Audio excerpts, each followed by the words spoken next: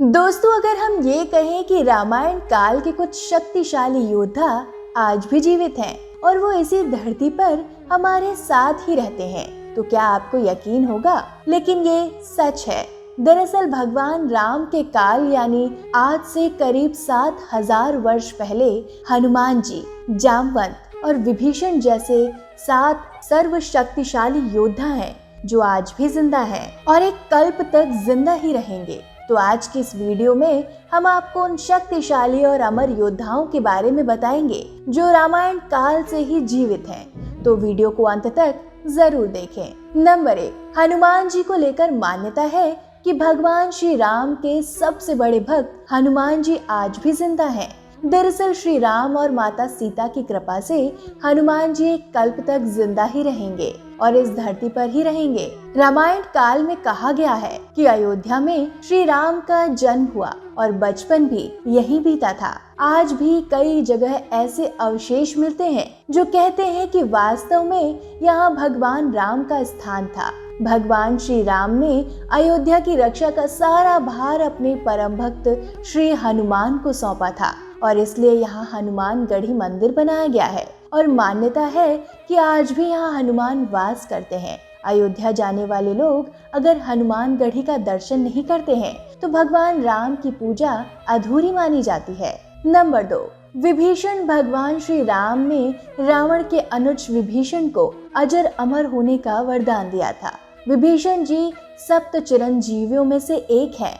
विभीषण को भी हनुमान जी की तरह ही चिरंजीवी होने का वरदान मिला है और वो अभी तक जीवित हैं। नंबर 3, काकभुशुंडी। भगवान गरुड़ को राम कथा सुनाने वाले काकभुशुंडी को उनके गुरु लोमेश ऋषि ने इच्छा मृत्यु का वरदान दिया था।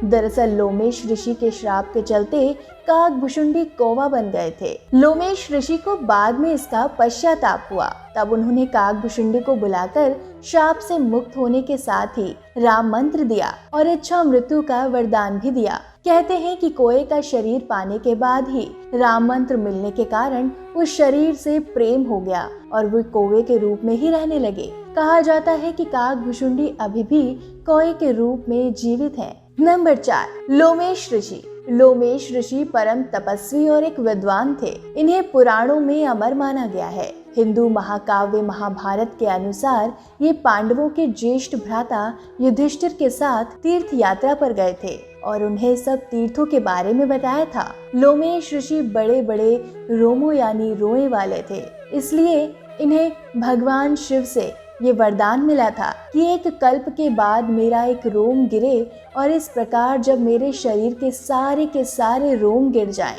तब मेरी मृत्यु हो। इसलिए लोमेश ऋषि आज भी जिंदा है। नंबर 5, जामवंत। अग्नि के पुत्र जामवंत को भी प्रभु श्री राम से कल्प के अंत तक जीवित रहने का वरदान मिला हुआ है। माना जाता है कि देवासुर संग्राम में देवताओं की सहायता के लिए जामवंत का जन्म अग्नि के पुत्र के रूप में हुआ था। उनकी माता एक गंधर्व कन्या थी। भगवान राम ने जामवंत को अमर रहने का वरदान दिया था, जिसके कारण आज भी जामवंत जीवित है। सृष्टि के आदि में पहले कल्प के सतयुग में जामवंत जी उत्पन्न हुए थे। जामवंत ने अपने सामने ही वामन अवतार को देखा था। वे राजा बलि के काल में भी थे। राजा बलि से 3 पग धरती मांगकर भगवान वामन ने बलि को चिरंजीवी होने का वरदान देकर पाताल लोक का राजा बना दिया था। वामन अवतार के समय जामवंत जी अपनी युवावस्था में थे। जामवंत को चिरंजीवियों में शामिल किया गया है। नंबर 6,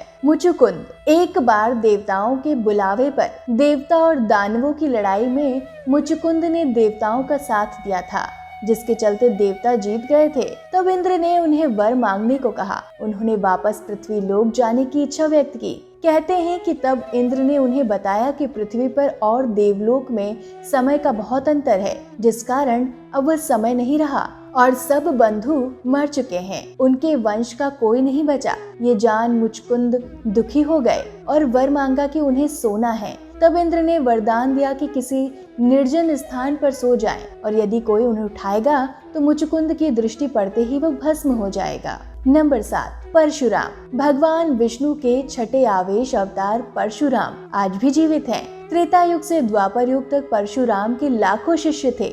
महाभारत काल के वीर योद्धाओं में भीष्म, द्रोणाचार्य और कर्ण को अस्त्र शस्त्रों की शिक्षा देने वाले गुरु, शस्त्र और शास्त्र के धनी ऋषि परशुराम का जीवन संघर्ष और विवादों से भरा रहा है। सतयुग में जब एक बार गणेश जी ने परशुराम को शिव दर्शन से रोक लिया तो क्रोध में परशुराम ने उन पर परशु प्रहार कर दिया, जिससे गणेश का एक दांत टूट गया और वो एक दंत कहलाने लगे।